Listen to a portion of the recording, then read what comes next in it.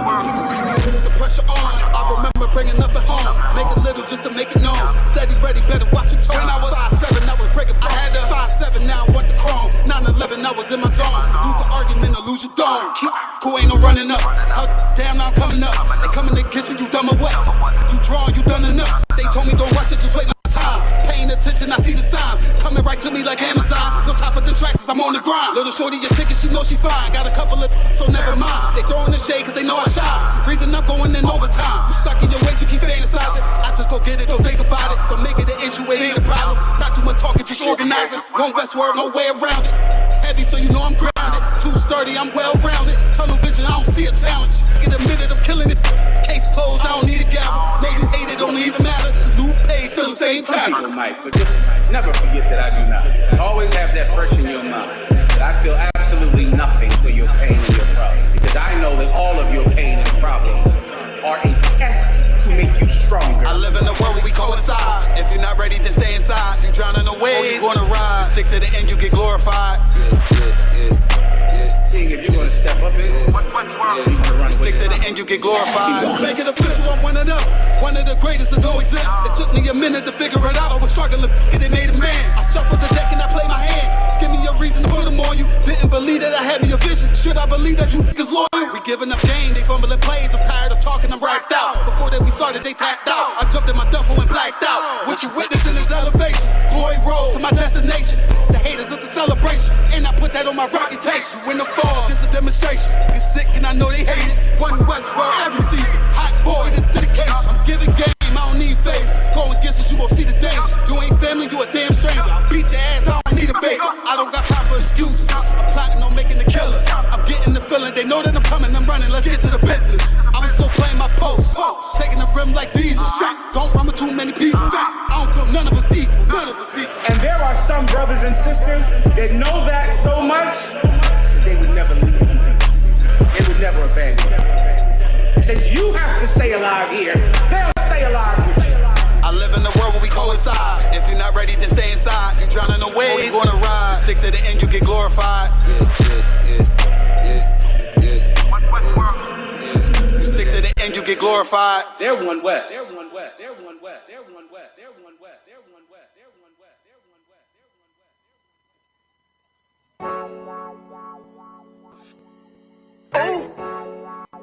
Hey, I don't give a love to fuck about what them bitches gotta say. I'm a West nigga till they put me in the grave. I don't give a love to fuck about what them niggas gotta say. I'm a West nigga till they put me in the grave. I don't care about what they say. Hey. Fuck with my Akima, fuck with my sisters, then I got a problem, I'm never gon' miss you. I got 100 hanging out the AR, I got a 50 hanging out the pistol. He say it's corner, I'm just being realistic. I be on them corner posted with the realest. If it's the Sabbath, then we going fishing. I'm reeling them in, that's a God-given mission. I'm really on 10, but I'm stamped in the pistol. I get the order, be glad of this mission. Hebrew Academy graduate, nigga. Training, go through the baddest conditions. I don't fuck with none but the baddest of bitches. She righteous, submissive, she glad to be with me. Had that thing Putin like Batman, niggas. She know I'm a prophet, she glad to be listening. Disrespect, I ain't having that shit. Tell her go make some business from scratch. She bitchin' a different breed of black men. We don't do the back bend. I remember back when I was really trapping, trying to get them racks in, selling dope to black men. But now I'm trying to make it straight. Like, don't forget about my face. We standing up straight, can't fold us. Too heavy, the world won't hold us. Go get you some rank, I told you. Line up in these ranks, we soldier. You can take that to the bank, we focus on how many times must we remind you. One body, one breath, some break off and never take off, that's a flex. When the law with you ain't no up next, it's just us, nigga, that's that on that. All that weak shit, that ain't no threat. Say you won't beat, bitch, with that ain't no sweat. We with all that, The Lord called a nigga out the world, I responded and called back. Oh Lord, and everything that they stole from us, fuck that shit, we want all that. Them niggas snitching and they act like bitches, that's why we unaffiliated with them. They killing women and they fuck with sisters, that's why we unaffiliated with them. They telling lies, switching up the doctrine, that's why we unaffiliated with them. They ain't gon' ride until they die, so that's why we unaffiliated with them. Come on the command and general, YAHANNA, we unaffiliated with them. Like they tongue and they say they keep that shit 100, we unaffiliated with them. They telling lies, switching up the doctrine, that's why we unaffiliated with them. They ain't gon' ride until they die, so that's why we unaffiliated with them. That's why we unaffiliated with them. I cannot fuck around with fake niggas. We taking ground when we in your city. You better have the women, have the liquor. Keep that bitch told me, please don't but the system. Don't be a fool and be another victim. Say you a goon, you just another Christian. How you my brother, you ain't in here with me. We in the gutter, deep down in the trenches. We with them niggas locked up in the prison. Black and Hispanic, Native American, Indian. We ain't just talking shit, but we living in it. We be everywhere, you can't miss it. And we be fresh as hell, take a picture. And we special now with the scriptures. Play, we gon' scratch them, yeah, we some killers. These niggas tripping, they mind blown. Swear business, forgive me if I'm wrong. I be at it pause when niggas say that they be looking for niggas to slide on. The only slide that I know about is when I assemble the gun with the slide on. Real, I get the order, you know that it's slaughter. See me and my niggas gon' die. The bigger the better for kingdom of heaven. You niggas get wetter by me cause I'm fed up. I rep UPK. My niggas won't let up. Got choppers, got nines, AKs, Berettas. You say you don't like me, you say you won't fight with me and my nigga like bitch or whatever. You say you don't like me, you say you won't fight with me and my nigga like. Them niggas snitching and they act like bitches. That's why we unaffiliated with them. They killing women and they fuck with sisters. That's why we unaffiliated with them. They telling lies, switching up the doctrine. That's why we unaffiliated with them. They ain't gon' ride until they die, so that's why we unaffiliated with them. Come on the command and general, YAHANNA, we unaffiliated with them.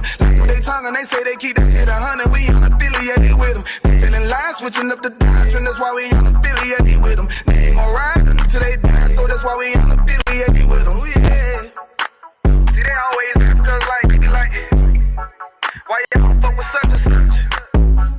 Why y'all won't come together with such and such? I be like, we unaffiliated with them. Understand me? Like, niggas be out here on some weirdo shit. All right, clap it up, clap it up, clap it up. All right, it's Israelite School of Universal Practical Knowledge. Start out at 1 West 125th Street, Harlem, New York, under command engineer YAHANNA. It is Sunday, the scripture breakdown class, where we break it down line upon line, precept upon precept, here a little, there a little, using external references to back up and support internally what is inside the Bible. I will be standing instead for Captain Isupk until he gets here. So before we get started, as it's posted on there, answering all questions, I do have a lesson for today. But before we get started, if you are on YouTube, make sure you like, share, comment, and subscribe. Make sure you subscribe to I.S.U.P.K Houston, I.S.U.P.K Galveston, I.S.U.P.K Beaumont and Port Arthur, and I.S.U.P.K Lufkin, and I.S.U.P.K Deep East Texas. If you're on Facebook, go ahead and share. If you're on Kick, share the stream. And if you're on Twitter, go ahead and thumbs up the stream as well. If you have any questions, it doesn't matter what the question is, type it in the chat. We'll start open the floor in the class. Does anybody have any questions? It doesn't matter what the topic is, and we can get into that before we get into the lesson. Anybody got any questions? I know you got questions. What you got? Come on with it. Come on with it. You gotta hold it. There you go. Handle the other one. There you go. All right. I really don't have none but off the top of my head, I'm trying to see what question I may have. Yeah, I know I wrote something down before. Okay, but I do get confused over, I guess, the timeline of like the Moors and like these all one people, yeah, like different names, like when they labeled us African American, are they just named like Moors also? So throughout time, we've been classified by bywords, right? The only time that we have been, see if you can find the camp bag, the book bag for Babylon, the Timbuktu. Look and see if it's back there. It might be. It's under the podium. Yeah, look for that for me. Find me Babylon and Timbuktu. All right. So throughout antiquity, the only time that we have not been misclassified is when we were in rulership in Jerusalem, right? Even in the time of Abraham, right?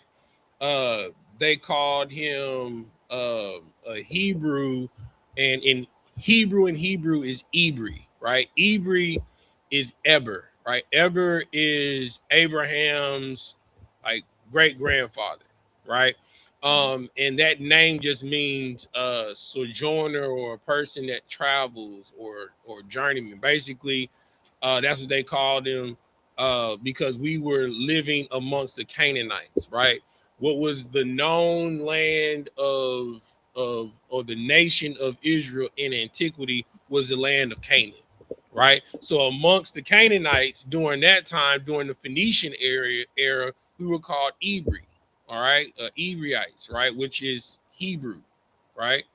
And then once we came out of that era, that's when you start dealing with the Babylonian Empire. Then they just thank you, brother. They just started misnaming. They just like if you had a Hebrew name, they would give you a name according to their customs, right? Uh, like Shadrach, Meshach, and Abednego, that's their Babylonian names, right? Those names are famous, but that's not their Hebrew names, right? In the beginning of the I think Shadrach, Meshach's Hebrew name is like Mayashiala, right? Um, so they would just misclassify you and make you forget your heritage, right? And they've done this time and time again during the Hellenization, during the Greco-Roman Empire. You weren't even allowed to call yourself a Jew or a Hebrew. You would be like an American. You would have to give up your culture to be American. During that time, you weren't a Greek, you were a Grecian, right? So we went from being called Ibri, given Babylonian surnames, and then being called Grecians, right? And then when the Egyptians were ruling before the for Alexander the Great conquered, they called everybody Ethiopian, right? So Ethiopian, even though it's a country, all that it means it is a Greek term that means burnt face, black, right? And then during the Roman Empire, that's when you have Latin starting to come in, and that's the first time you see the word in the Bible nigger being used. Well, I mean we say Niger, but when you type in on the blue letter Bible and you do the pronunciation of the word, it says nigger, right? And I'll give you that scripture right here real quick. Let's go to I want to say some First Corinthians.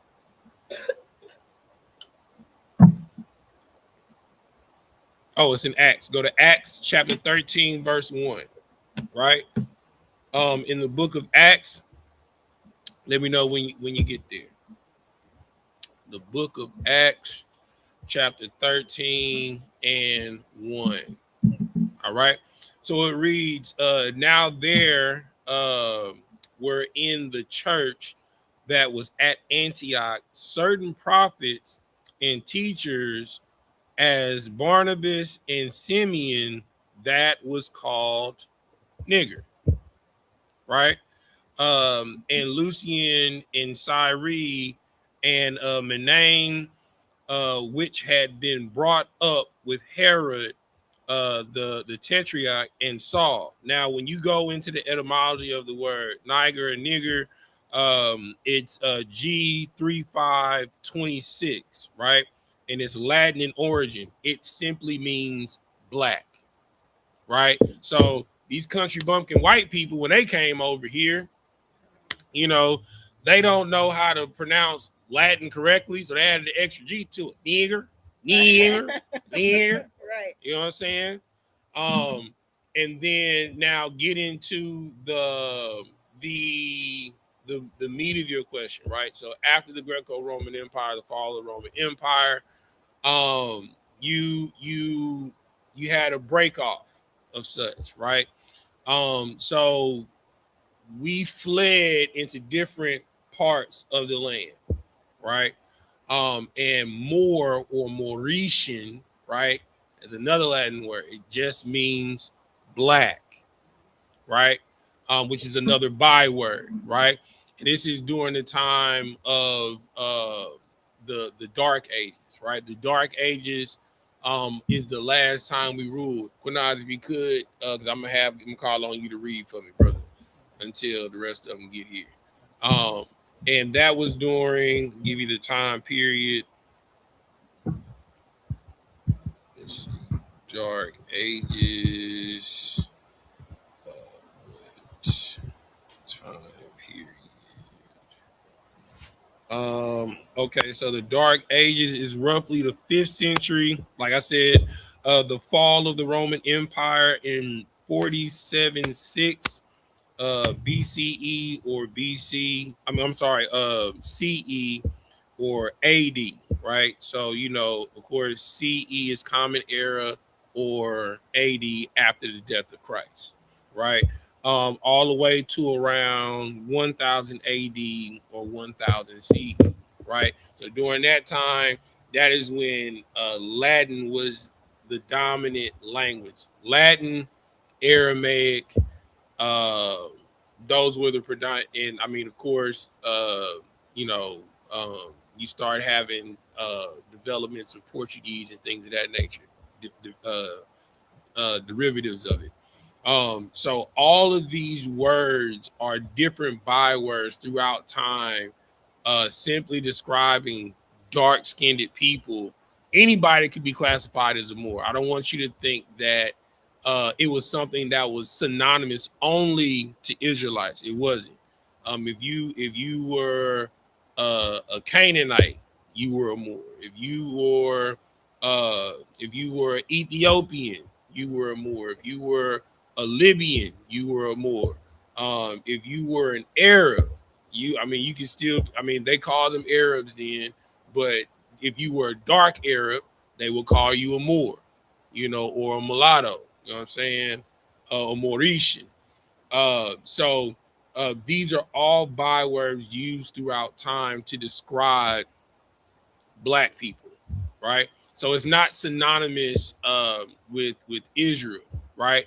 But it was a time that we fled strategically with the Moors, right? That was a time. Let me see if I can find it in here real quick.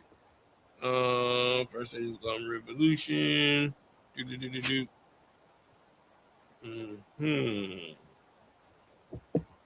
if I can find it real quick. See the black Jews, Shemites. Nope. Hold on. Is this shit?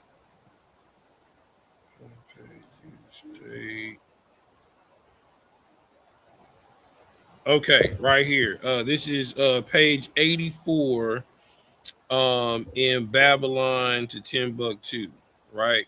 In the year 65 BC, the Roman armies under General Pompey captured Jerusalem in 70 AD. This is when the temple fell. And when we fled into Arabia, Sudan, Africa, all the way going to the west coast of Africa, where we were conquered and captured and sent over here with great slaughter. During the period of the military governors of Palestine, many outrages and atrocities were committed against the residue of the people. During that period, Pompey to Julius, it has been estimated that over 1 million Jews fled into Africa, fleeing from Roman persecution and slavery. The slave markets were filled with black Jew slaves, and the Lord, and then it references Deuteronomy 28 and 68. Deuteronomy 28 and 64, where it says, "And the Lord shall scatter among all people from one end of the earth even unto the other. And there thou shalt serve other gods, which neither thou nor thy fathers have known, even wood and stone," right? So that's a transition going from the Roman Empire, and then as the rise of the Arab slave trade, when the Arabs came into power, and then that's when you have the holy wars between the Knights of Templar and the sons of Ishmael, right? Both taking claim to the land, right? Which is why if you go to Jerusalem today, there is Jewish synagogue, and then there's a Muslim mosque. There's a Muslim mosque literally on top of the Rock of Abraham, because both of them claim rights to the land, and neither one of them are supposed to be on the land. You know what I'm saying? Which is the crazy part, right? All right. So I mean, that's pretty much it. More Niger or nigger, Grecian, Hebrew, which is Hebrew. These are just all bywords that were used to describe us in general. Okay. All right. You got any questions? That's shocking.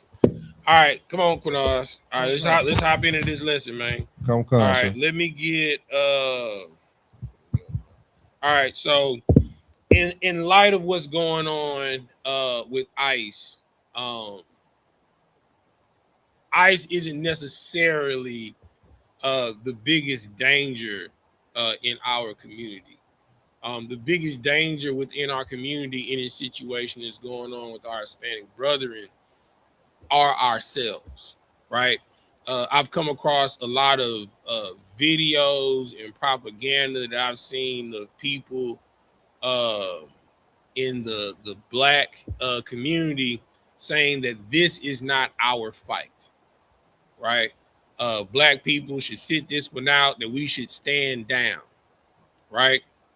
And it's very unfortunate because of any people on the face of the earth, we should have the most empathy, because we know what it's like to be snatched out of your homes, right? In the middle of the night, to have your kids ridiculed and harassed at their schools, right? We know what it's like to experience mass unaliving, to being shot down dead in the street like a dog, right? Having search parties, you know what I'm saying, put out to hunt us, to hunt our steps. And if anything, we should be more empathetic to our Hispanic brethren. And like they did for us during the time of the Alamo, we should pave the way for an underground railroad for them, right? So today's lesson, until Cap jumps in here, we're going to talk about removing the traitors from amongst us, right? And every traitor ain't necessarily a black person. Like if you look at majority of the ICE agents that are behind that mask and you listen to them talk, they're black and Hispanic. It's black and Hispanic people hunting black and Hispanic people. It's the same thing on the police force. There's no greater cop that oppresses black and Hispanic people than black and Hispanic cops, because they feel that they have to go overboard to show out, to prove themselves to their white counterparts, to show that they're a part of the fraternity, right? They're a part of that they bleed blue, right? They don't see black or brown. All they see is blue. And if it ain't one of they cop brothers, they don't give a damn. Even though they out here dragging they abuelas, out of the house and deporting them, right? Imagine a 65, 75-year-old woman or old man being dragged out of their home in the middle of the night. They probably, diabetics or got some type of hypertension and stuff like that. And they drag them out of there. First, they throw them into these corralling centers, these concentration camps. They don't have their medication. It's deplorable conditions. I saw a video of a condition of one holding cell. They got it to where you can't even sit down in there. You got to stand up the entire time. You got to sleep standing up, leaning against the post in the fence. And they just got them sitting in there like animals. You understand? Now imagine somebody being 65, 70 years old, you know, in these type of deplorable conditions.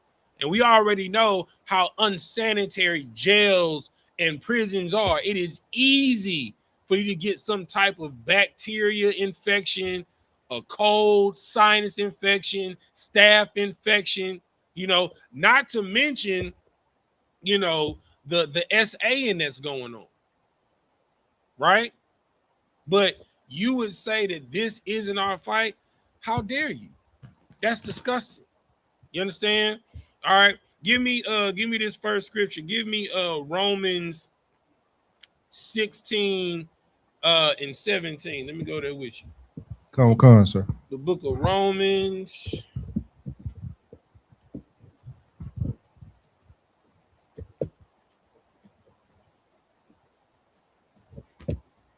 Get that with you.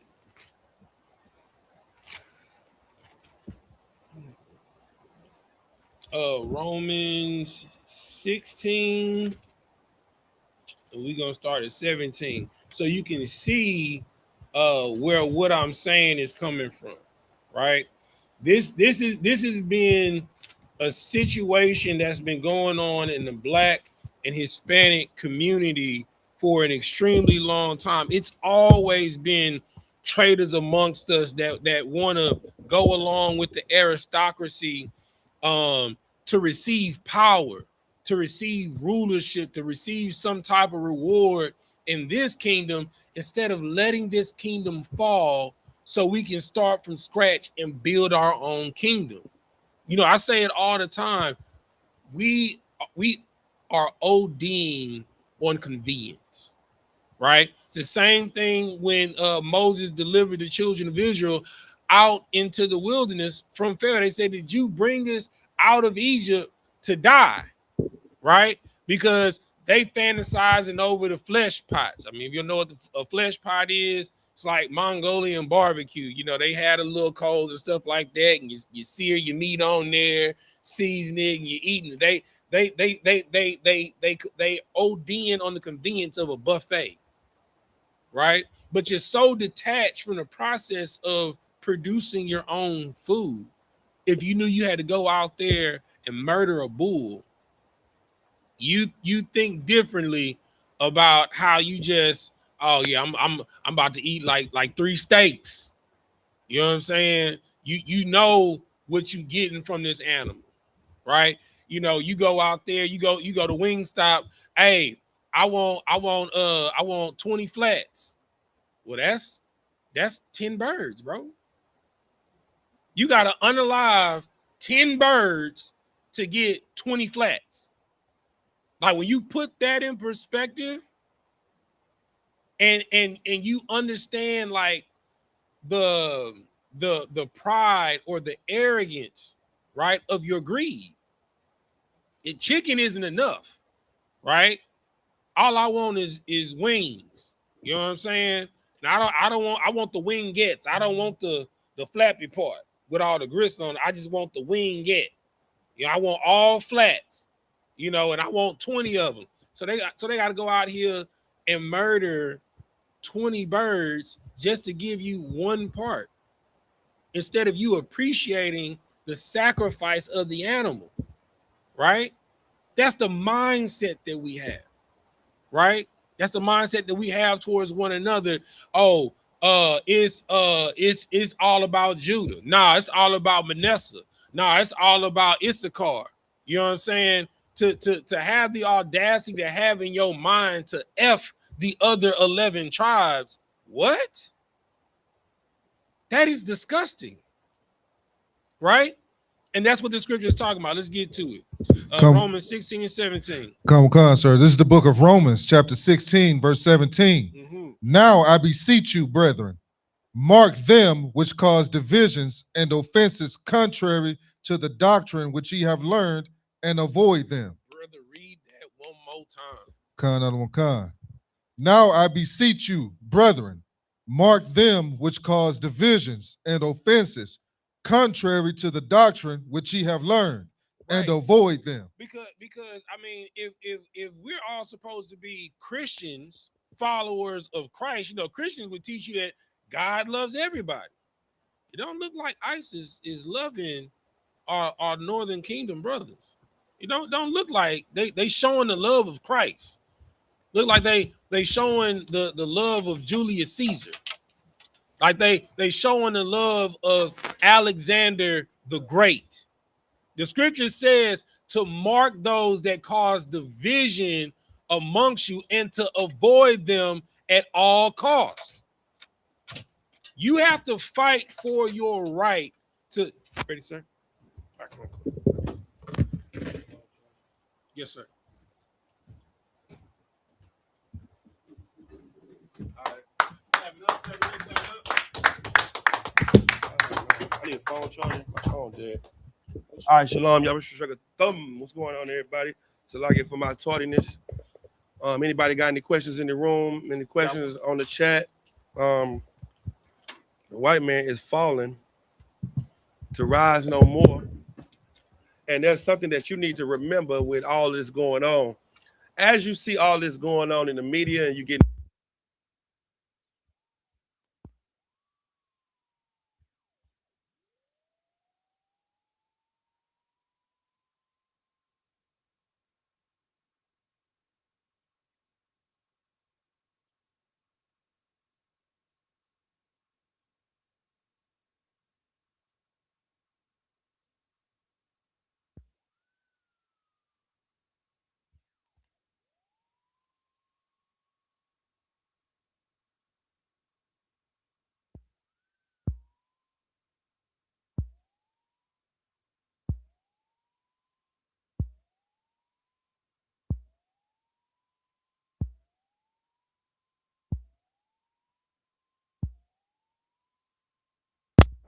my phone, man, my fans just went out on my truck.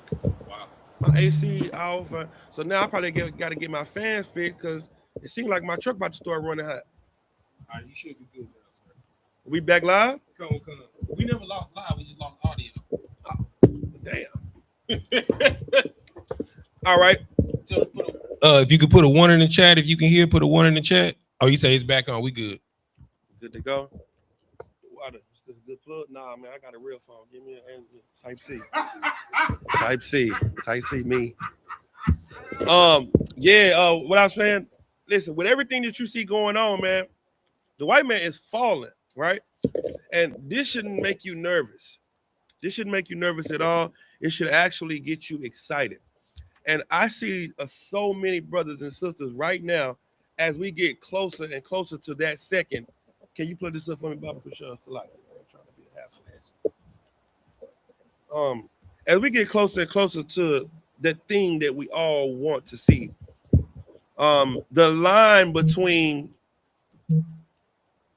cold and hot is getting further and further apart. Do you got those videos I sent you in the messenger? I sent you some videos in the messenger. The line between cold and hot is being severed.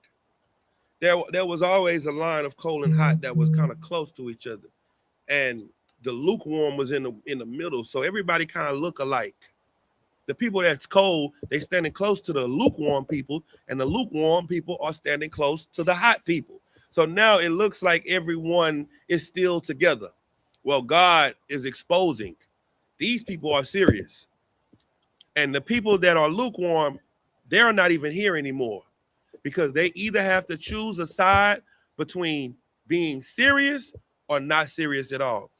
The Lord is exposing everybody. The Epstein files ain't the only thing that's coming out. There's some files coming out about you too. There's some things coming out about you that was done in the dark that's now coming to the light. See, you're not going to be able to hide behind your persona.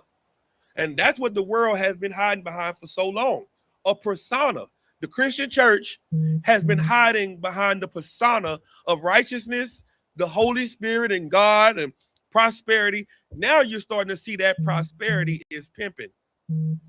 You're starting to see, oh, when they keep talking about prosperity, they taking our money. It ain't got nothing to do with God or holiness. These men are using us. Now you're starting to say, well, I've always been a good woman. Now you're saying that I really don't love my husband. Yeah, because he can do something that'll make me leave him. Oh, I really don't love my wife because I can't deal with her mouth. I only like her mouth one way. Yeah. Now you're starting to see that you're really not a good husband. You see you're not a good wife. And now you're starting to see who you really are. God is exposing it. Why is he exposing it? Give me 1 Peter 4. Let me show you why. We're going to start with that. Do we got any questions in the chat? Ask a lot. I'm teaching class. Houston. Okay.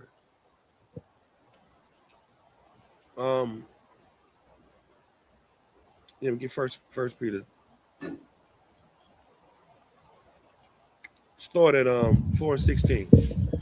Yeah, see, you're starting to find out who you really are. You think people believe who you say you are. That time is over. People used to believe who you said you were. People used to take you at what value? Face value. Oh man, I see him all the time in the community. Oh, that's a good brother. Oh, that brother was giving out turkeys the other day. Nino Brown gave out turkeys. You know that, right? Nino Brown gave out turkeys and what else? Heroin. And crack. Crack. That's what else he gave out. Yeah. You looking at people for face value. Now we're finna find out what their face really is. Read what you got. Khan. This is the book of 1 Peter, chapter 4, verse 16. Mm-hmm. Yet if any man suffer as a Christian, let him not be ashamed. Let me tell you, if you're going to be a follower of Christ, when you get exposed, you shouldn't be ashamed of what they say about you. You know what they say about us? We're in a cult. They put your picture up on the web and said, this is a cult member. He's in the I.S.U.P.K. and they hate the white man. And these guys are evil and they're racist. You should not say, oh man, you seen that video they said about me being in the hate group, hating the white man? You shouldn't be ashamed of that. You shouldn't be afraid of that. You know why you shouldn't be afraid of it? Because there's nothing wrong with it. That's but right. When the video come out with your meat in your hand and you in the restroom looking over the toilet, because the AI done exposed you for watching big breast white women. And the AI got what you watching and your reaction to the footage on the television. Then you're going to be ashamed. All of the evil that you're doing in the dark is coming to the light. So what is the only safe thing that you can do? Be perfect. Be perfect. That's what you should. This now, everybody that say, oh, I don't know how to be perfect, you better be, or you're going to be ashamed. You're going to get exposed. But if you suffer as a Christian, as a follower of Christ, you're going to go through persecution following him, you better suffer. Keep going. But let him glorify God on this behalf. You need to be thankful for your suffering. Go ahead. Khan, verse 17. For the time is come that judgment must begin at the house of God. What has happened? That judgment must begin at the house of God. Judgment is going to start with you. Give me some water. Appreciate it. Judgment is going to start with the house of God. That's where it's going to start at. I was going to say give me a little swig of that, but I've been doing good. You know what I mean? Get ye behind me. Judgment is going to start with you in the truth. Brothers and sisters in the truth, you already have it harder than everyone else because you live a life that no one else. Okay, you have a conviction about things that are not said. Like a brother. Sometimes I walk around the house in a muscle shirt and I'm like, damn, I went outside in a muscle shirt the other day and went to the truck, and I felt like I had just done the most evil thing in the earth, because my shoulders was out. I felt like I was naked out. And everybody else, like, oh, he got a muscle shirt on. In my mind, I'm really like risking it all. Like, man, I gotta go to the truck, and I feel like getting up. Man, forget it. And I went to the truck with my muscle shirt on. I came back in the house. I shut the door. I put my back against the door like, I hope they didn't see me. You live a totally different life with your conscience, with your how you view your life. The thing, do you know that? Let me put you into the mind of a white man. Donald Trump does not care that he's eating babies. Do you understand that? Okay, he can stand in front of people, not thousands of people, millions of people, and be their leader, knowing he's eating babies. He can say, I care about children and the safety of our children of America, and I set up this program for the children, knowing he got baby feet in his teeth. You can't do that. You can't steal out the store and say the white man is a thief. You're gonna as a prophet of God, if you have done something wrong, you can't talk about it on the podium. You can't say it at camp. You can't steal out the store and go to camp and say the white man steals. You know what you got to talk about? The dietary law. You got to talk about something that don't apply to you, because it cuts you to the core when you really follow Christ. But you know who can talk about things that they do? Hypocrites. A hypocrite can talk about the thing that they're doing presently. They're stealing. Yeah, man, you shouldn't steal because God said stealing is wrong. You shouldn't murder. Any murderer, he should be killed and hung up in the streets for the people to see, knowing you got 4 bodies in the trunk. That's the white man. You are not like them, and you can't be like them. And I'm going to show you why you can't be like them. Keep reading. And if it first begin at us. If it begin well? At us. See, as you're going through things every day in your life. Every time something ends, something new happens. And the Lord is tightening the screws around you. Listen, your circle, it used to be a circle. You used to have a circle of people that you were around. Now it's just a period. That's your circle, just a dot. And that's what you are finding out about serving God. Many there are that find the broad road to destruction, but few there are that find the narrow way to righteousness. And only a few people care to be righteous. But the people on the broad road, they only care about seeming righteous. What you're finding out now is that people don't really care about children. They don't care about children. They talk about the love of children as they sleep with them, as they eat them, as they stick their fingers in their cervix of a 4-year-old little girl, and then get on the podium in front of millions of people and say, I've set up this program and I got the grants, and I put my good friend, what's her name? What's the WWF wife? Trish Stratus. Malone. I mean, what's her name? McMahon? Oh, yeah. Stephanie McMahon. Stephanie McMahon is now over the education. She's over the children's education. You know where she be at? She be at the island too. She be at the island with the, your president had 91 charges and only 34 stuck. And then he gets up on the podium and says, we're just getting the people from the shithole countries, the criminals, the criminals. We're getting the real criminals. And he has 91 charges. Raise your hand if you've ever had 91 charges. There's no Mexican that has 91 charges. No Venezuelan. The most gangsterous. El Chapo don't have 91 charges. Do you understand what I'm saying? And the president of the United States has 91 charges with this amount of cases. We're not even talking about it in his entire life.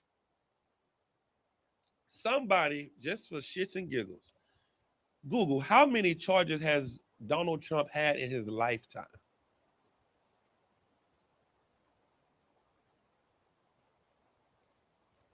Let's see. See, the judgment of God has to start at you because the people in the world they don't have their judgment yet. See, you're going to get God's judgment. The white man is going to get God's wrath. And you don't want to be a part of the wrath. Let's take the judgment, because after the judgment, you can get out of jail. After the judgment, you can get off of probation. After the judgment, there is life. There is a way to reform. There is nothing after the wrath. It's just death. Only the current stuff, huh? Yeah, that's what you can do when you got power. That's what you can do. Keep going.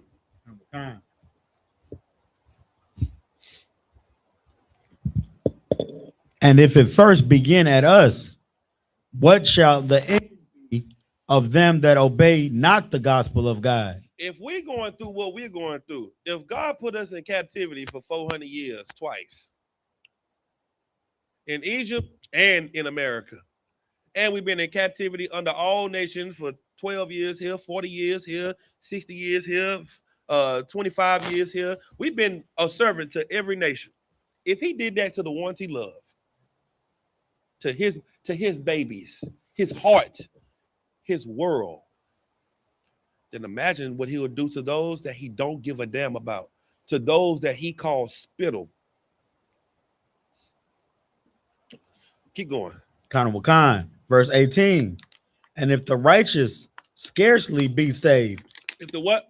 If the righteous scarcely be saved. If you make it out of this place, you're barely going to make it. That's why you should give all of the little time you have left into being more righteous. You should be giving all of your time and your soul to trying to undo the evil that you have done. You a baby in the truth. If this is your 10th Passover, you 10. A 10-year-old can't do nothing in society. You 10. You a baby in the truth if you 10. And you can think, man, I done this though. I done been to 1,000 camps. I done did food drives and clothes drives. So what? So what? Your king died. He hung, bled, and died for you. You ain't did nothing. What, you supposed to be happy? He's supposed to be happy because you stopped eating pork? You were never supposed to eat pork in the first place. Imagine Donald Trump said, I haven't ate babies in 3 years. Nigga, you was never supposed to be eating baby. Am I supposed to pat you on the back? Or are you supposed to be patted on the back because you keep the feast days and you don't eat pork, crab, shrimp, and lobster? You never was supposed to eat pork, crab, shrimp, and lobster, and you were never supposed to be doing the sins that you were doing. Whoop-de-doo. That's what you need to remember, put in your mind. Your life should be about undoing what you've broken. Every day. What does the white man have you focused on? Every day. Bills. Survival. Trying to make it. We're having our precious time stripped from us for survival that we can give to our Lord and King. We have to find a way to show the Lord that we want this place to fall. And that we're going to have to become aggressive about it. And sisters, let me tell you something. One thing I know about my sisters is if you put your mind to something aggressively like you do that cell phone and that password, listen, them sisters become, it's like listening to a lock that they trying to get in. Like they doing a heist at a bank when they looking at their cell phone. I seen a sister on TikTok take some tape and put the thumbprint off the tape, she put it on the phone, laid the tape on the phone, picked up the thumbprint, took it back to the phone and put it back on there and unlocked the phone. I said, well, I be damned. If you was to take that energy and put that into serving the Lord, we would be in the kingdom of heaven. Yeah. Right? That energy. If the energy that a black man take on selling drugs and getting money, that energy that we take on getting fast money, if we took that energy that we've given the white man and put that into doing the work of the Lord, we would be in the kingdom of heaven. But we're not, because we take all of our energy and put it on to being slaves. And we fight more for people to see our point of view than to actually be righteous. Do you know how many arguments you're having with somebody about, I was right about this situation? You know that you're not talking to somebody right now because you was right about that situation that broke up the brotherhood. Not about the other. Yeah, I was wrong about all them other times, but the one time you think you were right, that's what broke up the family. Oh yeah, I know I was wrong for that. Oh yeah, I know I was wrong for that too. Oh yeah, I shouldn't have done that. No, you right. Yeah, you right. I shouldn't have done that. But this time, I was right. And I wasn't heard and I was wrong. And I just, no, man, I'm good. I think, okay. You tell that to Christ when he returns. You tell that. Let me tell you something. You better check yourself, because judgment's starting here first. It's starting in this house.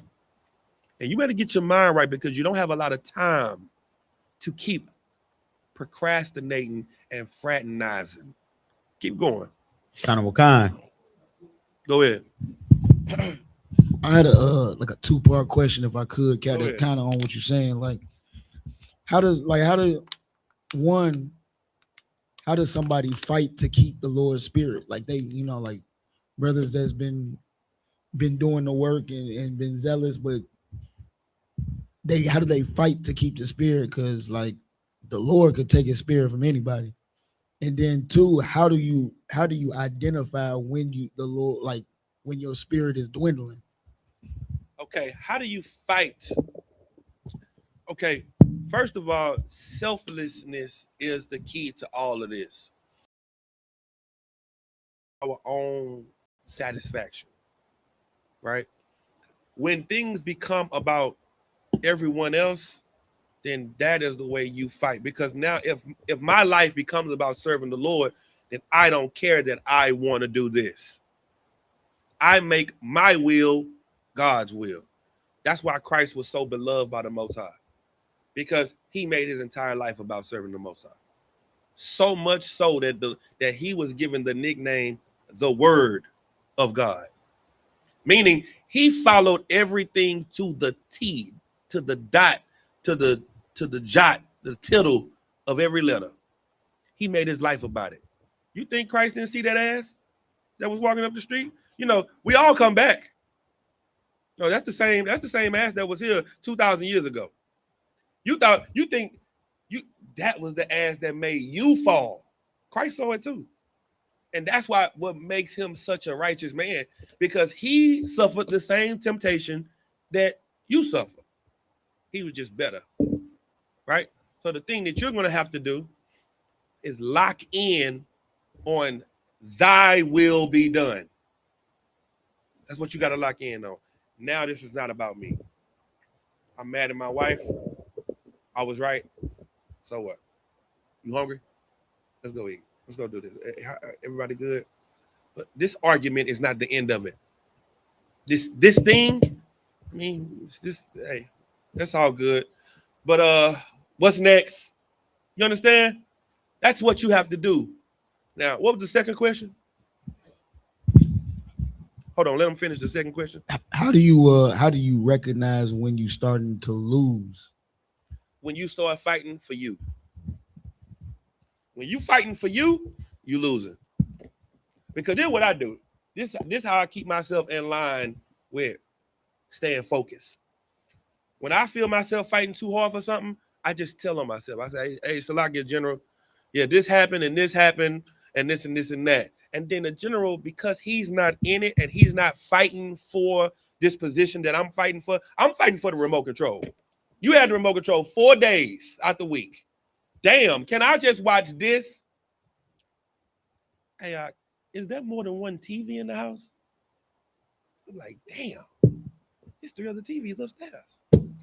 Why don't you go pick one of them? Well, I feel like I should be able to watch TV on the couch in the living room. But why don't you just go upstairs and watch it? Come on, sir. Now I see how small this really is. I see that I was really just tripping. Somebody has to help you see that what this thing you're fighting for is really small. It's really small. Women hate that a man can have more than one wife. Okay, well, how would you feel if he was in hospice? Oh, which one is it? Which one would you rather? He got another wife or he's in hospice. You know what some women would say? Put him in hospice. I wouldn't. I would leave him. I would leave him in hospice and all that. You know. But then these same women would say, I would let my man have a threesome with me. We can have a threesome. You know what that means? You just want to be in control of what he does. That's not monogamy. Monogamy is no. Okay, let me help you. Let me free you up, everybody. Monogamy is one man, one woman. Do you know what one man, one woman is in the Bible? That's Isaac and Rebekah. Isaac had one wife, Rebekah. From him getting married to when he died, he never slept with no one else. She never slept with no one else in their entire life. What you did in the restroom in middle school made sure that you would never be monogamous. What you did at the movies, you can never say that you're monogamous. That thing you did in the car, you can't say you into monogamy because it's only one and one. You're polygamous. That's what you are. You've always been polygamous. You try out the meat. That's what you do. You it's like Sam's. You walk around, it's like, what's that? Let me get that right there. Yeah. I like that. Okay. What's that? Oh, what's this you got over here? Oh, okay, you got some of that. Let me get some of that. You get the little cup. You get the little cup. Throw it, and you know what you do after you finish eating? Throw it right there in the trash, right next to it. And you know what you're doing? You're looking for something else to eat. That's your sex life. And then you got the audacity, after you got 200,000 miles on you, you want to go to the car lot and be sold as a new car. You want to say, hey, I want you just to be with me forever. What about all of them? Listen, pipe down, relax. Okay? Let me clear your brain. Life is not about you and what you want. What we're doing here is a collective job. Why is this so important that we bring the brothers and sisters into the school? Could Commander Junior Hunter make Christ come back? He's been in the school since the 80s. Could he make Christ come back? He's been here, a faithful, loyal servant. No, because this is about all of us. This is about the nation. This is not about you and your popularity and your friends and your family. This is about all of us coming together under Christ and following the structure that God gave us to live under. Once you start fighting for your will to be done, then you start to lose the zeal of God and you get the zeal of the warrior Allah. Now you fighting for your kingdom. That's why everybody say, I wasn't happy. I had to fight for me. If that was the case, Christ wouldn't have died for us. You understand? So the whole aspect of keeping your zeal and fighting your zeal and trying to build your zeal is connected to your selflessness. To be able to say, damn, it's like being drunk. Somebody say, hey man, YAHANNA is my liquor watcher. And I can have a shot. I can have a shot of liquor. And then I'll laugh too hard after that shot of liquor. YAHANNA walk up to me like, hey, Salakia, sir, and sit a bottle of water next to my feet. I'd be like, damn, I just had one shot. I'd be like, hey, I'm good. Why? I can say, man, I'm drinking because I know my tolerance and I know my level. My brother across the room looked at me and saw that I was drunk. He thinks I'm drunk. So for him, I'm going to do this.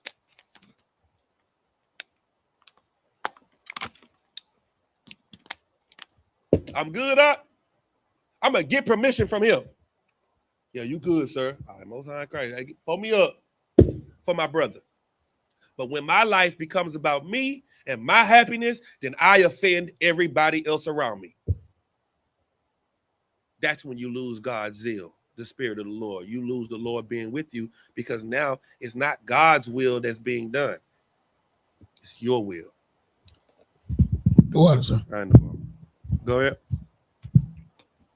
Sir, you had a question. It's kind of along the same vein of what the warrior Allah asked. This is from Mariam Buff Yasha Carr. She says, Salakia, sir, what causes women to not want or desire to do the work of the Lord? Selfishness. They want to do the work of themselves. They want to do what they want to do. It's okay. It's being American. Being American makes you want the American dream, and the American dream is to have a house and a car and an excellent job and a family. And there's nothing wrong with wanting those things and trying to get those things. But the thing that we should be trying to do is uplift each other and get out of the hole that we're in. We've been taught here to get out of the hole that you're in. So you know what you'll do? You'll leave.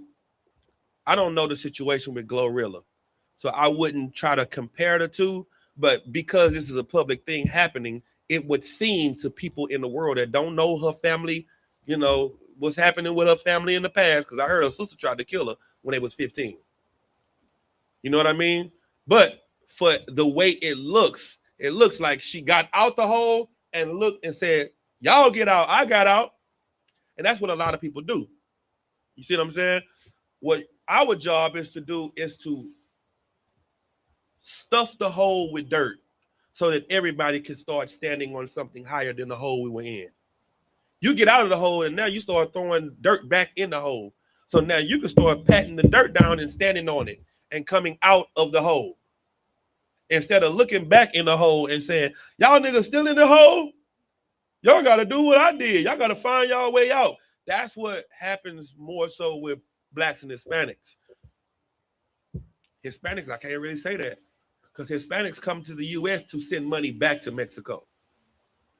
Venezuelans come to the U.S. to send money back. See, other nations do this. Africans do this. East Indians do this. Chinese. Every other nation and every other family takes their wealth that they make here. They come here to send it back home. They have a family, they have a more family vibe about themselves. Family orientation. We're not family oriented. We don't know what families are because our family's been destroyed. You were born into a dysfunctional family. And now you are supposed to have a functional one.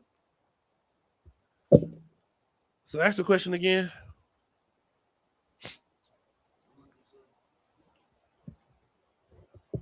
The sister said, Salaki, sir, what causes women to not want or desire to not do the work of the Lord? The work of the Lord is not the work of you. It's the work of the Lord, which means you have to be selfless. And that's a hard thing to be when you so searching for validity in a world of social construct that's built on selflessness. You know what I mean? The work of the Lord is so selfless that it's really no benefit to it other than in the future. You know what I mean? It's a future benefit because it's the reason people don't care about buying land anymore. Your family, your grandparents bought land for who? For the children to come. So you can have somewhere to be. It really wasn't really just for the benefit of them. It was for you and the grandchildren and the great-grandchildren. Y'all have your own land. Y'all don't got to go be nowhere. Just pay the taxes, and that's it. This house, we made it. Everything is paid for. That's selflessness. But to only think about yourself, then you just going to rent, and you're not going to care, and you're not going to leave anything behind. That everybody going to be fighting over your socks, your drawers, your car keys when you die. And that's not the work of the Lord. The work of the Lord is bigger than you. Is way more vast than your own personal thought process. Go ahead. So, like, sir, I was gonna ask, is selflessness taught? Selflessness. You're right. Is that taught, or you do naturally have a sense of caring about others? You absolutely have to be taught it, because you've had that since you were young, but you were taught to become selfish, because them people gonna take advantage of you. You were in a society where you had to be selfish because of the people around you were evil people. Now you're in here, you have to be taught that the things that you see in here that remind you of the world is not the world. You may see some brothers and sisters in here say something or do something that reminds you of what people would do. They're just still growing. They're still growing, just like who is still growing? Me. Yeah. Remember that. When you look at a brother and say, that ain't One West. I thought they were supposed to be like this. Remember, you ain't One West either. You ain't there. Remember that. That's selflessness. Looking in the mirror. You know what selfishness is? You don't look in the mirror. You are what you tell people what's in their eye. Look at you, all them eye boogers in your eye, all that matter in your eye. Hey, get that out your teeth. When you got earwax coming out, hanging out to your earring. Like, well, damn, look at your ears. Oh, don't worry about my ears. That's you. Don't worry about what I got going on. That's the problem. Our job is to say, hey, man, hey, Salakia. Oh, the water. Hey, you too. Oh, man, damn, the water. I appreciate it. We look out for each other. And you have to trust this thing that I'm saying to you is not me trying to shit on you. So many people think that constructive criticism is just criticism, and you get offended. You have to know where you are, know that we're all growing, and all of our intentions is to be better than we were in the world. Therefore, we have compassion for each other. All of these things I'm talking about is dealing with selflessness, compassion, empathy, consideration. All of that happens when you have to think about somebody else. All right. Keep reading where we was at. We ain't even finished. We ain't even get halfway through the scripture. So like it. Is my videos up that I sent? Don't worry about it. Go ahead. Keep going.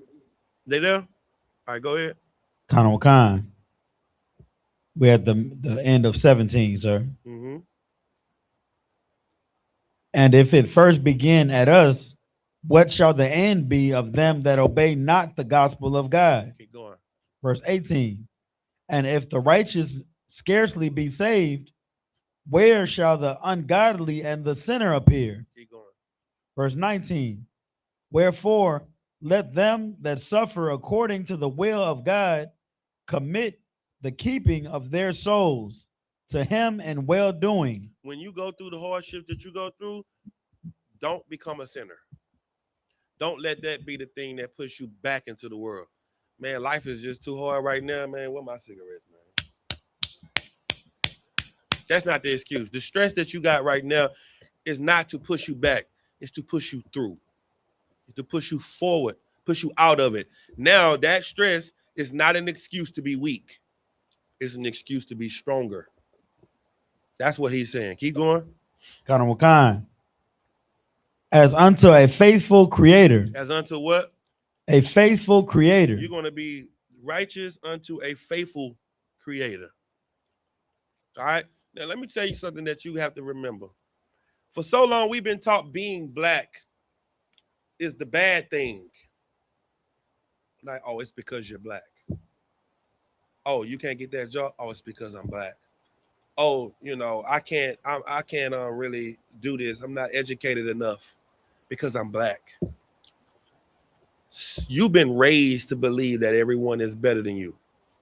You're going to have to put in your mind, because I'm black is why I'm better. This is, I'm better because I'm black, not I'm going through this and the pain is because I'm black. Give me the basketball one. This is what you do with your blackness right here.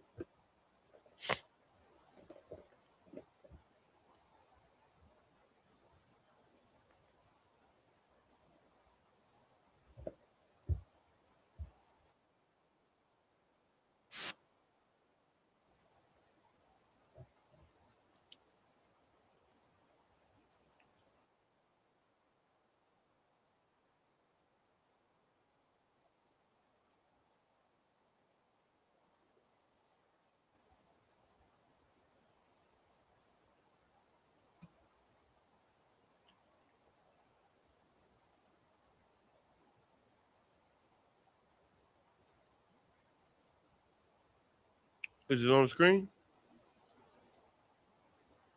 Let me tell you something. You have been tricked out of your self-conscious and your self-esteem and your integrity.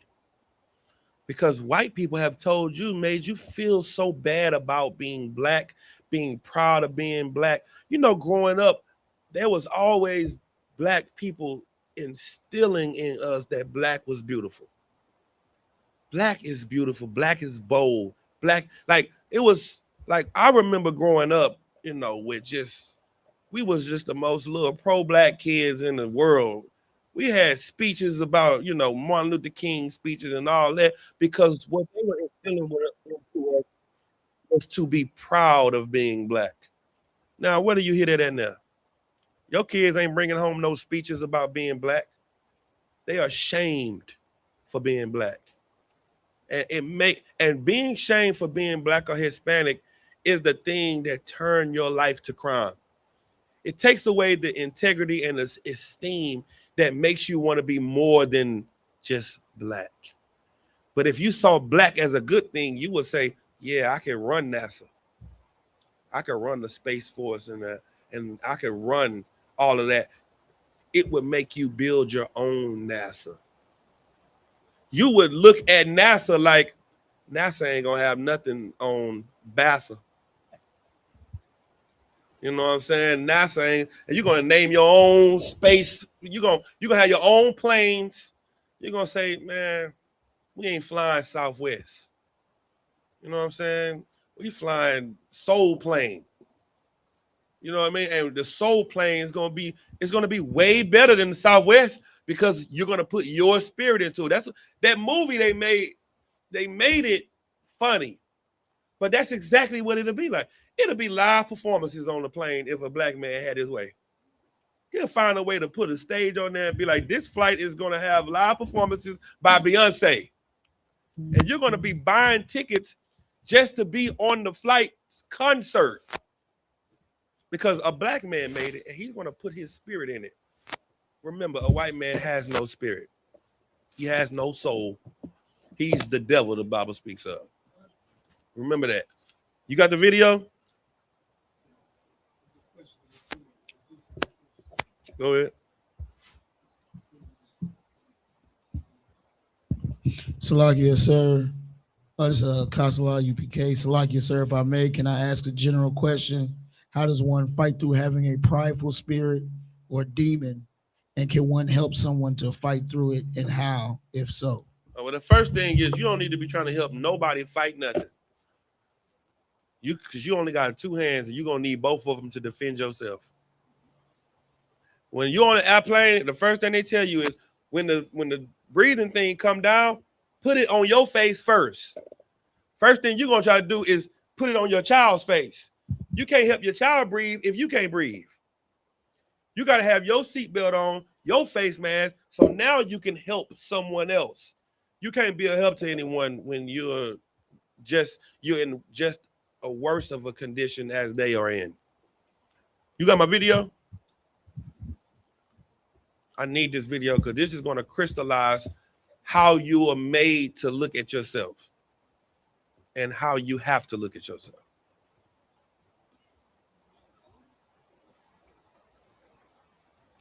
Is it pulling up on the screen?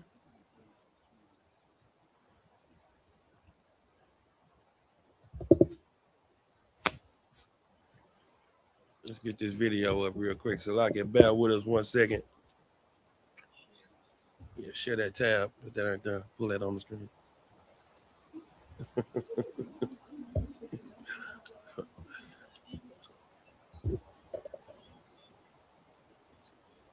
That's it right there. Basketball. That's the one. The tab disappeared. Come on now. It's gonna bring everything home. Did I answer the sister question? Did I finish her question? What was the last part of her question? I answered the last part first, huh? Yeah. How does one fight through a prideful spirit? Well, you have to know pride comes before what? The fall. Remember that. That pride is leading you right to your own destruction. If you want to fight through it, you're going to have to fight through your own destruction because you're about to destroy yourself. Just like Donald Trump. Donald Trump is all of these rich people are destroying themselves. This is not like a isolated incident where they're not destroying themselves. They're going to make their lives live in hell, and no one's going to be able to come and save them because everybody's going to say they deserve it. No one's going to feel bad for anything that they go through. And that's what the Lord is doing. The Lord is exposing everyone to make it to where it'd be like, oh, well, that's what he get. That's what he get. That's what the white man's done us for so long. Something happened to a black man, then they say, well, he had a record and he was a criminal. Oh, well, then I guess that's what he get. He should have complied. He should have shut up. He should have took his hands out of his pocket. That's what we about to say to them. Oh, well, that's what he get for eating them babies. I heard that a building fell on his head. Well, I guess that's what he get. I heard he fell from a 50-story building and lived. Well, that's what he get. His whole body broke up, but his brain still work. And they say he gonna live for another 80 years. Well, that's what he get. That's where it's coming to. Pride is gonna destroy you. You got the video? Come on, let me get that.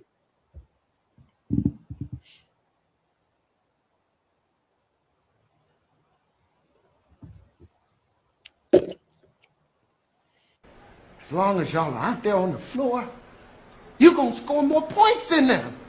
That's just how basketball. You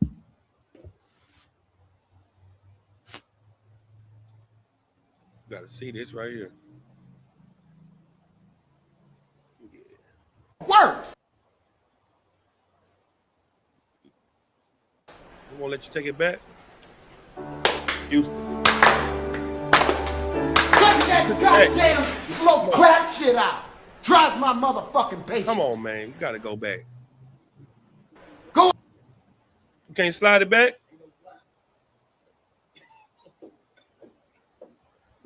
Out there and win.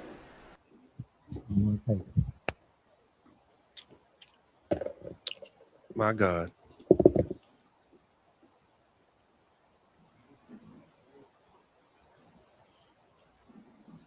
Well, while he working on that, the most important thing that you got to understand that your superpower is in being black, because history is on your side for being the best people on the earth in everything. You are the kindest people. You're the hardest working people. You're the strongest people. You're the most intelligent people. You are the people that everyone wants to be alike, but they cannot be like you. So they make you feel bad for being great.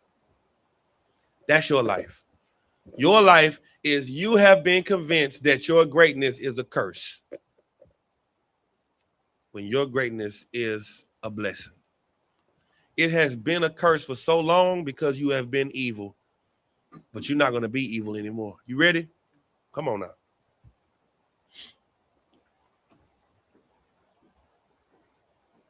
Well, you Negroes gonna play basketball or what? Yeah, you Negroes. What's the matter? You realize you didn't belong in a white man's game, you Negroes? That's right, this isn't a game for Negroes. It's a game for good, honest, white people. Not for Negroes. You understand? Negroes! White knights! White knights! White knights! Hey, Coach, they look tough. They look tough. Ooh, I'm so scared. You know what they might do? One of them might dribble with his left hand all the way down the lane and then go up for a left-handed layup. And you know what's going to happen then?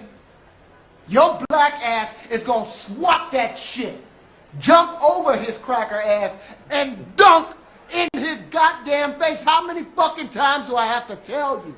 You're black, they're white. This ain't hockey. Guys, I think what Coach is trying to say is that the key word is teamwork. No, the key word is you're black, they're white. So, Coach, what you're saying is if we just walk with the Lord... The Lord, nigga, the Lord done did his part already. He made you black. He made them white. He gave you a 1.5 foot dick. Dribble with that motherfucker. As long as y'all are out there on the floor, you're gonna score more points than them. That's just how basketball works.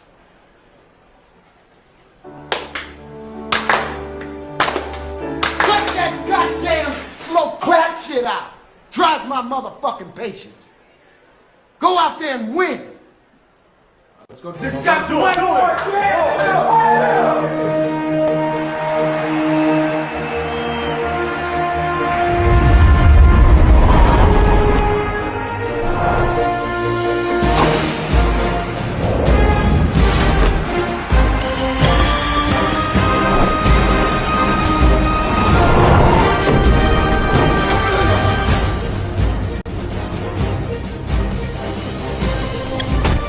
It was a glorious game. But late in the fourth quarter, when Lucius Williams dribbled the entire length of the court with his 1.5 piece, the referees had no choice but to call a technical foul, sending young Bobby Lee Mayflower to the line for the most dramatic moment of the contest.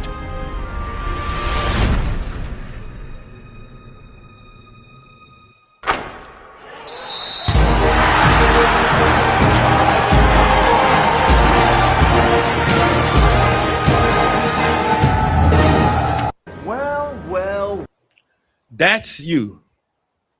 And you keep trying to find some sentimental thing to say about, well, maybe it's this. Well, maybe it's the Lord has to do it. The Lord did it. He did it already. He put it in your DNA. Blacks, Hispanics, and Native Americans are God's chosen people. Right. You are the best people on the earth. You have all the good genes. You got all the good tools. Them East Indians, I look at them East Indians like they missed a potato head. Boy, them East Indian babies get all kind of body parts just thrown in their body. A little bitty arm.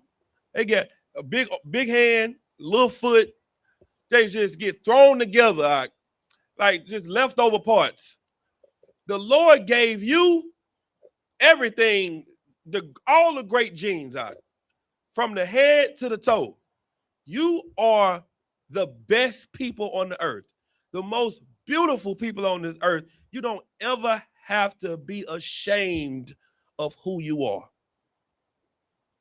Everyone is trying to make you feel bad for being great. God said, you the salt of the earth. I gave you the spirit of God so that everyone can see you and follow you and want to be like you, which makes them closer to me. That's why we gods. That's why Christ said, ye are gods. Why? Because we're the people that everyone on the earth is going to look up to. They're going to see us and say, these people are so near to God. You're the most spiritual people on the earth. Have you ever heard of a white spiritual? A Chinese spiritual? An Arab spiritual? You never heard of that, huh? But you know, you have heard of a Negro spiritual because you are spiritual. Your Native Indian brothers sit outside out and sing to the rain come. Your Hispanic brothers will sing outside until the sun dries up the earth. Black man can sit outside and sing a demon off of you. That's what we good at. We good at everything. Science, chemistry, medicine, law, fighting, dressing. You are the best. Remember that. Don't let nobody convince you otherwise. You're the greatest people on the earth, and you boast in it. And you know what else you are? The most righteous people on this earth. You have the most morality, the most integrity, and we cannot win this fight being white. The first thing that comes to your mind is your beast-like behavior. Oh, well, we got to kill them. We got to go get guns and fight against them. That's white culture. That's how white people win battles. You know how I know blacks, Hispanics, and Native Indians are God's chosen people? Because all we do in situations like this is pray to God. The Lord is going to fight our battles. You know who else did that? You know who did that? All over the Bible, the children of God. The children of Israel cried out to God when they had a problem in the streets. When they could have just beat everybody's ass. An Asian man always been 4'2". You always been 6'5". And guess what? You still cried out to God when the Moabites oppressed you. We've always been those same people out. Well, we're going to do what we've always done. We're going to win this battle the same way we got out of Egypt. God is going to tell us what to do. He sent his men out on the streets, and his men tell you, this is what we're going to do, and this is how we're going to win. You say what? Kun out of one kun. How did we get out of Egypt? Was it our mighty spears and our swords that led us out of Egypt? A man walked around the town and said, hey, y'all, hey, it came down from the top. We got to put blood over the door. Don't come outside. I bet. Yeah, man, I killed my lamb. You can take this one right here, pass it down, and you know what I'm saying? I bet. And everybody followed the order that came down from the top. You better follow the order that's coming down from the top. Commander Junior Hunter is telling blacks and Hispanics to sit this one out. Do not go out on the street and take up arms. Get in class and learn how to be more righteous. Because this is my last scripture. Give me Judith. I'll tell you what your oppressors know. Judith 5. I think 18 is what I need. Go ahead. This is the book of Judith in the Apocrypha, chapter 5, verse 18. Read verse 20. Verse 20. Now, therefore, my Lord and Governor, if there be any error against this people, and they sin against their God, let us consider that this shall be their ruin. The heathens know if you are an evil, wicked nation, then this is what's going to destroy you. This was a Japanese man telling his governor. This is how he ran down the history of, if you read this whole chapter, he's running down the history of the Israelites from Adam. They know your history. They know who you are. And he's saying, listen, let me tell you what the research that I've done on these people. And he's breaking it down. Read that part one more time. Verse 20. Now, therefore, my Lord and Governor, if there be any error against this people, and they sin against their God, let us consider that this shall be their ruin. Keep going. And let us go up, and we shall overcome them. Keep going. Verse 21. But if there be no iniquity in their nation, if there be no iniquity, this is what they know. If there is no sin, Your oppressor has taught you that you cannot be perfect. That's how he's tricked you. He's tricked you into believing that you cannot be a nation of people that have no iniquity in you. That's a damn lie. That's a lie. Because the heathens know if there's no iniquity in us, what? If there be no iniquity in their nation, let my Lord pass. No, if it's 2 or 3 people. If there be no iniquity in their nation. Why did he say that? Because he knows that our entire nation was perfect. Our entire nation had the capability of following God's laws. If there's no sin in our nation, then let us do what? Let my Lord now pass by, lest their Lord defend them. Lest they defend themselves. Lest their Lord defend them. Lest they come out and kill us with their military. Lest their Lord defend them. This is what every nation knows about us. We don't have to fight for us. God will. And you remember that. God will fight your battles for you. God has a military in heaven, and we have a king that's waiting to fight for us. Let's finish that verse. And their God be for them, and we become a reproach before all the world. And when God beat their ass, everybody gonna know our God is real. Go ahead, DeWar. What's also heavy is that they know that we the only ones with a God. They know that Buddha ain't real, Krishna ain't real, Islam, Allah ain't real, white Jesus ain't real, because they got a military to fight for them. You just got Christ and the angels. And that's who you pray to.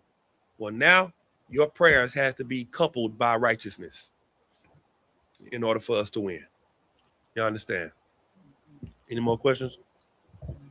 All right, with that, we're going to get up out of here. We're going to pass the class over to Preaching Officer YAHANNA and give him a hand.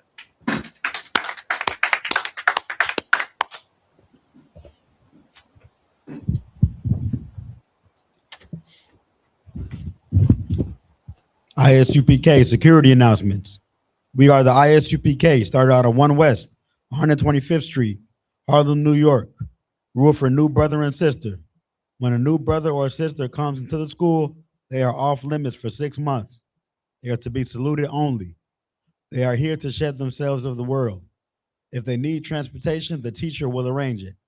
After 6 months, if a brother or sister has an interest in a particular person, he or she must get permission from the head to speak to a brother or sister.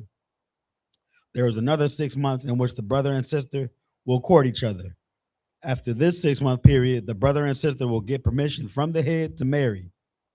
Tithes, which is a commandment, Numbers 18 and 21 and Malachi 3 and 8 through 10, means 10th in the Hebrew, ma'ashara. 10% of every penny of any increase the Lord gives you, give to Treasury Department or teacher. Priest fund, free will offering for priests, not mandatory, whatsoever amount you would like. Upcoming Holy Convocation,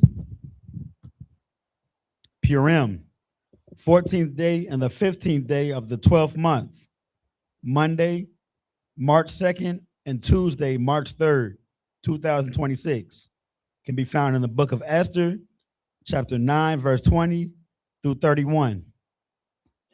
If anyone wants to be a trooper in the school, start wearing all black, boots, shirt, pants, headband, or scarf. That concludes security announcement. All right, with that, Imajim. We give a courtesy salute. Men of Israel, Imajim Shabbat, Imajim, Barak, Yahweh Hashem Yahweh Shah Barakatah, Yajim Matah, Saw. Imajim to the sisters. We need to stand. We're going to give a courtesy salute to the sisters. Men of Israel, Imajim Shabbat, Imajim, Barak, Yahweh Shema Alatan by Hashem Yahweh Shah. Yajim Matah, class dismissed.